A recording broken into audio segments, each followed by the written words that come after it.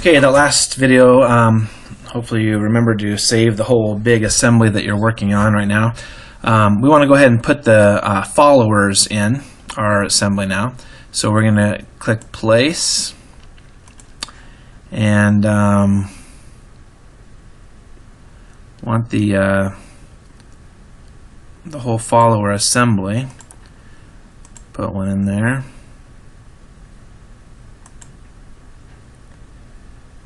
And another one. Okay.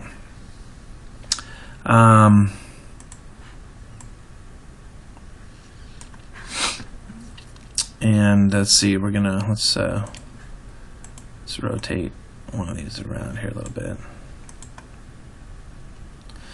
Okay. So I want to do a mate here. Constrain. And I'm just going to do the axle. I'm going to mate the axle. I'm not really doing an insert here. I'm doing the axle to the other axle, like this. Okay, I'm going to apply that. Okay, and the other thing I want to do is, because I want this roller to be actually turned a little bit, I'm going to do an angle constraint. While I'm in here, I'm going to click the angle constraint, the directed angle. And I'm going to click the side of this box and the side of this follower, so it shifts it around. I'm going to do a 0 degree. So basically that means that that side and that side will always be parallel. That's what I want.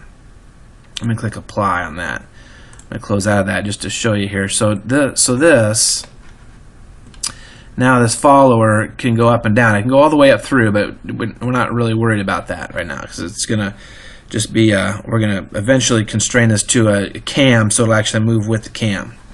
We want to be able to slide it up and down, but you can't turn it side to side though, so that's good. We don't want that. Okay. Let's turn this around a little bit here. Okay. And we're going to do the same thing with this other one. So constrain this. Get that axle. Come up here. Get the axle, apply it,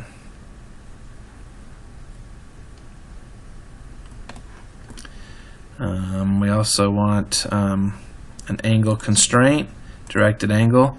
We want, remember, this side, and I can still do this side over here. I'll shift it around, apply that. Okay, and so we have another follower that's in here. We have a handle that moves around. It'll move cams and it'll move these followers up and down once we get the cams in the next video.